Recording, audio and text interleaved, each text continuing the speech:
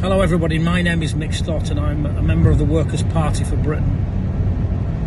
I wanted to do a couple of minutes just to ask, why would anyone even think of going to war voluntarily? I've worn this cap badge for 30 years and of course I'm sure that some of my friends might be a bit horrified by this video, but I think the ones that have struggled as a result of war would totally understand it. You see, we have all these ideas about war, what war might be like, and some of the younger minded might be forgiven for thinking that it's an exciting place to become a hero, and I can assure you that it's none of those. Of course, before you ever go into a theatre of operations, it's worth remembering that you sign your last will and testament, and that can be a bit of a reality moment, because not only are you contemplating not coming back, but you've also got to be prepared to put yourself on the line to the extent at which you might not come back. And if you did come back, look at all the guys that volunteered to go to Northern Ireland and the guys that volunteered to go to Iraq. You look at the IHAT investigations, which coincidentally doesn't involve any officers.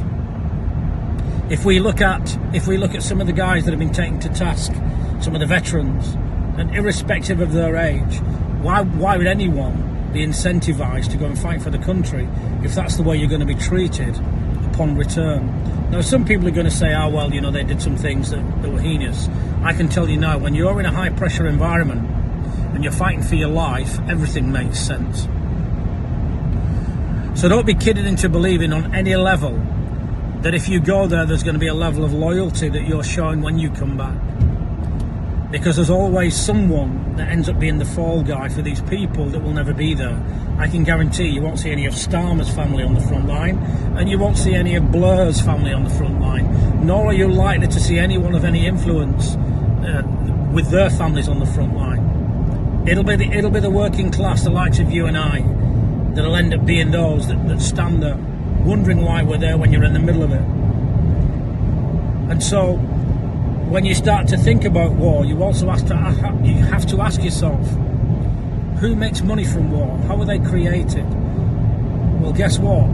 It's the financiers that finance war that make the money. The BlackRocks, the Vanguards, the State Streets that have a vested interest and influence in companies and corporations across the whole world. And so Ukraine, for me, is possibly one of the biggest money laundering exercises that I've seen in my lifetime.